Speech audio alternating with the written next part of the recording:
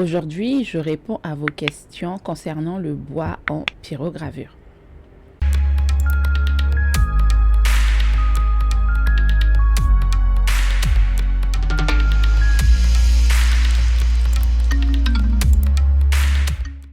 Bonjour à vous et bienvenue dans cette nouvelle vidéo de la chaîne Apprendre la pyrogravure.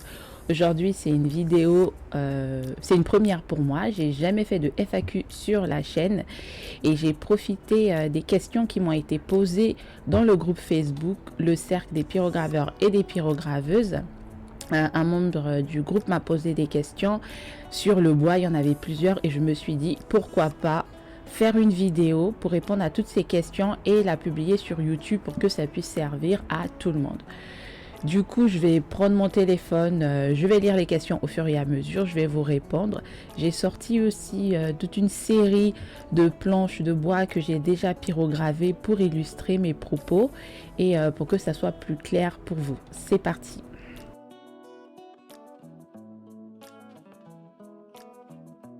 Nolwenn, si tu passes par là, je te fais un coucou. Et du coup, je réponds à tes questions et j'espère que je vais apporter des réponses à toutes les questions que tu t'es posées concernant le bois.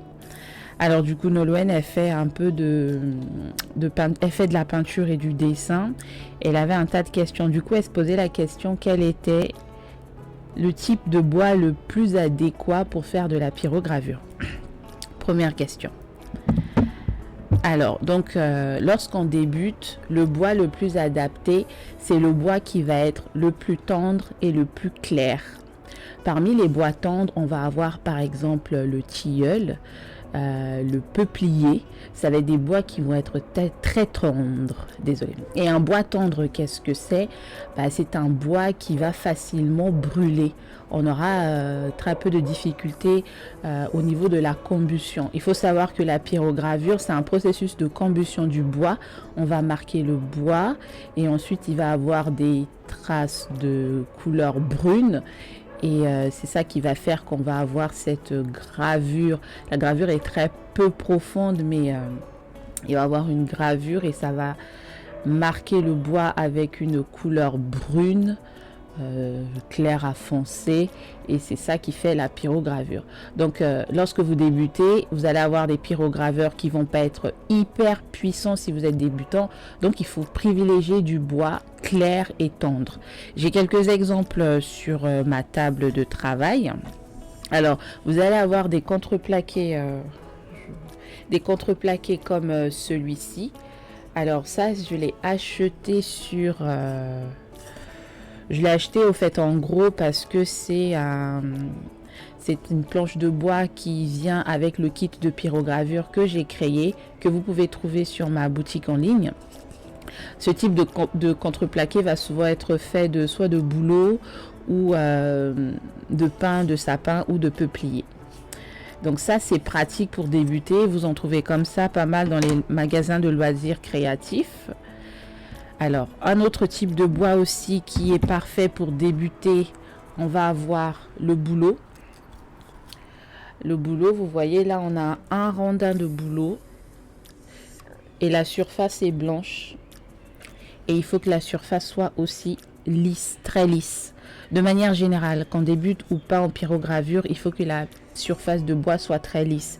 Et le bouleau en brut est très dur à travailler, mais avec des pyrograveurs qui vont jusqu'à 580 degrés, vous pouvez facilement travailler les planches de bois. Donc pour débuter, ce type de bois, du coup en contreplaqué ou en brut, comme je vous ai montré, du bouleau, du peuplier, du tilleul, qui ont une couleur claire, des surfaces très lisses et un bois tendre, c'est parfait pour débuter. On passe à la deuxième question.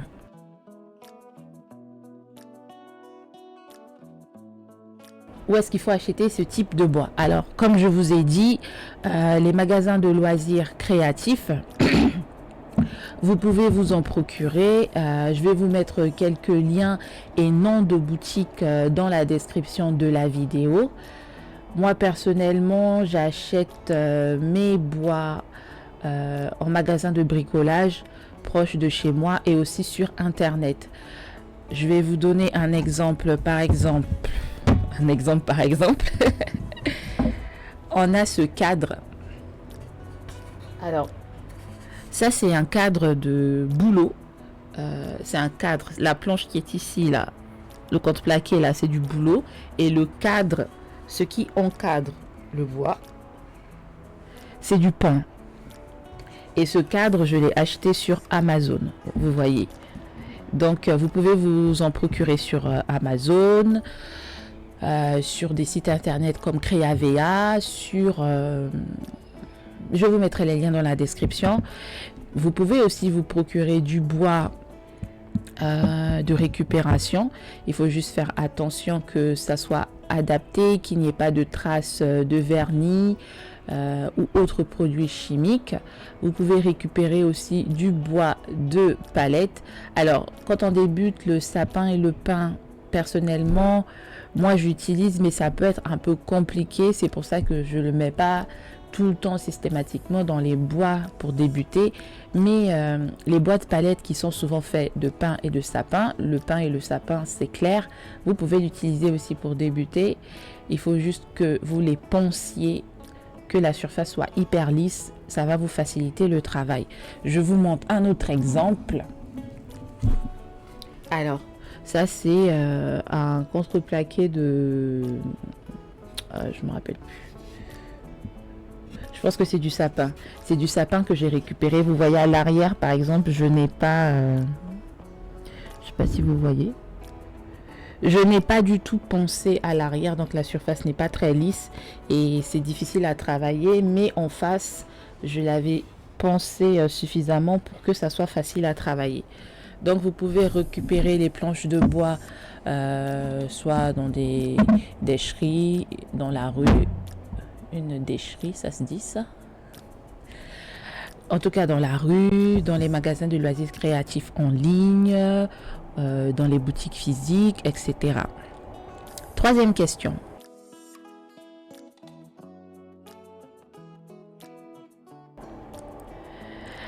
Elle pose la question, faut-il le traiter ensuite pour qu'il reste en bon état? Alors, pour que vos créations ne bougent pas, il faut appliquer une finition. Alors, ça dépend de vos envies, du projet que vous voulez créer. Moi, en termes de finition, j'utilise des vernis. Je vais utiliser du vernis acrylique, par exemple, lorsque je vais mettre de la peinture. Je vais utiliser du polyuréthane lorsque ça va être des pièces qui vont être destinées à être en extérieur ou en face d'une fenêtre, donc exposées beaucoup à la lumière. Donc la planche que je vous ai montrée tout à l'heure, celle-là, j'ai mis un produit de finition. Alors le produit de finition que j'ai mis, attendez que j'essaie de me rappeler, j'ai mis du vernis huile de lin. Voilà, donc vous pouvez mettre du vernis huile de lin, c'est aussi ce que j'utilise. L'intérêt d'utiliser des produits de finition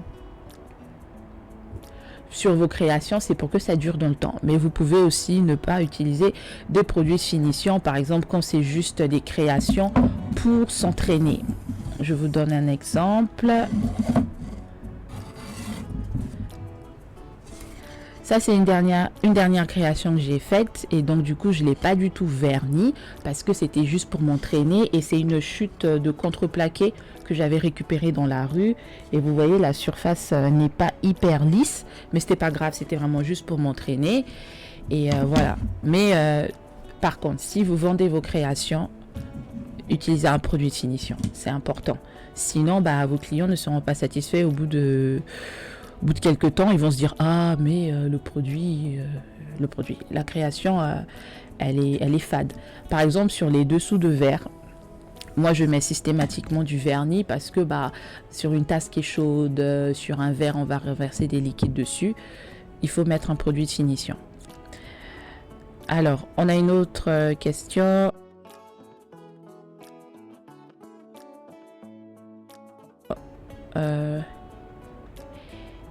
Est-il vraiment possible de faire de la pyrogravure avec des encres? Alors, je suppose qu'elle voulait parler de la peinture, vu que notre ami dans le groupe Facebook fait de la peinture aussi. Alors, par exemple, vous voyez cette création, j'ai mis de la peinture. Donc, c'est possible de faire un mix de pyrogravure et de peinture. Ça dépend vraiment de vos envies. Moi, c'est à la création, en fait. Quand je fais la création, je me dis, est-ce que je la vois avec de la peinture ou pas? Si je la vois avec de la peinture, je rajoute de la peinture. Mais si je ne la vois pas avec de la peinture, je peux pas. Donc, vous pouvez faire un mix de pyrogravure et de peinture. Il y a certaines personnes, c'est leur domaine de prédilection et elles aiment beaucoup. Et une autre question, c'est comment faire? Alors là, j'ai pas sorti mes peintures et la vidéo n'a pas pour but d'être un tuto, mais en soi, les peintures qui s'adaptent bien avec le bois, vous allez avoir de la peinture aquarelle, vous allez avoir de la peinture acrylique, vous allez avoir de la peinture à huile. Il y a certains qui utilisent la peinture à huile, certains crayons de couleur aussi. Mais c'est des crayons de couleur au fait en aquarelle. Moi je maîtrise pas l'aquarelle, du coup je pourrais pas trop vous aider là-dessus. Vous pouvez aussi utiliser je cherche le mot,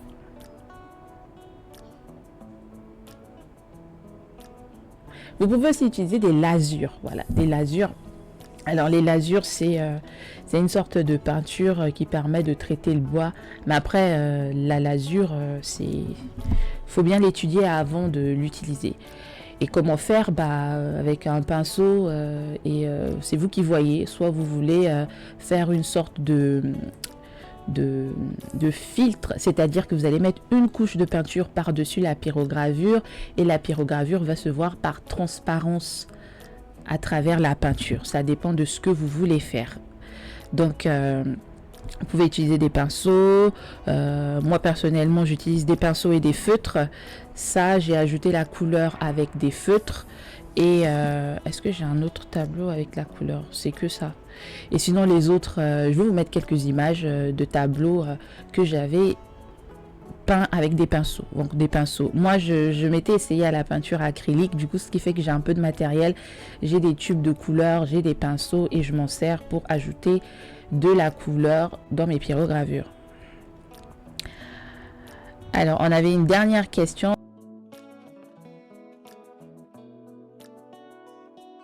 C'est est-ce qu'on fait des petits groupes et ateliers pour échanger sur le sujet? Et ça tombe bien, je vais en profiter pour vous parler d'une initiative que j'ai lancée dans le groupe Facebook. Alors j'ai décidé de le faire une fois par mois. On l'a fait en janvier, on va le refaire en février.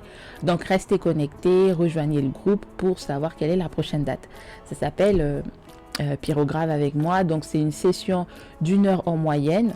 On se connecte en live dans le groupe Facebook, maximum 5 personnes et en pyrographe tous ensemble. Vous mettez votre caméra pour montrer la pyrogravure que vous faites et on échange. Ceux qui sont dans le chat nous posent des questions, on répond aux questions et c'est ludique et ça permet qu'on soit ensemble. Parce que pour le moment physiquement, on va dire que nous n'avons pas encore de lieu, mais ça viendra.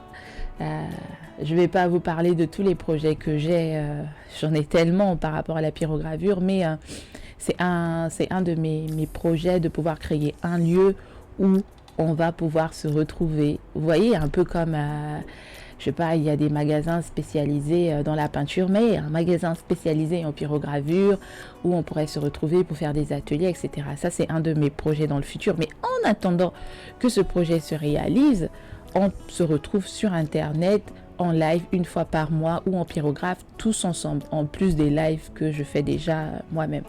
Donc, si vous voulez vous joindre à nous, rencontrer la communauté, partager votre savoir, votre passion, rencontrer de belles personnes, n'hésitez pas à venir dans le groupe Facebook pour la prochaine session de pyrogravure avec moi. On va être 5, on va pyrograver tous ensemble. Donc, c'est vraiment premier arrivé, premier servi. Les 5 premiers qui arrivent et après sinon au fait au niveau de l'écran on va pas voir ce que les autres font et c'est pas l'intérêt c'est de voir ce que les autres font, de partager là-dessus et d'échanger. Voilà, on arrive à la fin de cette petite série de questions-réponses. Enfin, moi j'ai beaucoup aimé faire la vidéo. Si vous avez d'autres questions à me poser, n'hésitez pas à le mettre en commentaire sous la vidéo. Je referai une autre série de questions-réponses. C'est vraiment simple à faire comme vidéo, au fait. J'ai pas, entre guillemets, besoin de travailler en profondeur la vidéo. J'allume la caméra et je vous réponds avec les connaissances que j'ai actuellement. J'espère que ça vous a plu et on remettra ça à une prochaine fois. Voici, on arrive à la fin de cette vidéo. Merci d'avoir visionné. Et merci à toutes les personnes qui s'abonnent à la chaîne. Ça me motive et ça me soutient. C'est une motivation de plus. Je me dis que vous avez de l'intérêt pour ces vidéos et du coup, ça me donne la force d'en faire encore d'autres. Pour ceux qui viennent d'arriver sur la chaîne, n'hésitez pas à vous abonner pour être au courant de la sortie des prochaines vidéos. Et je vous dis à bientôt. Au revoir.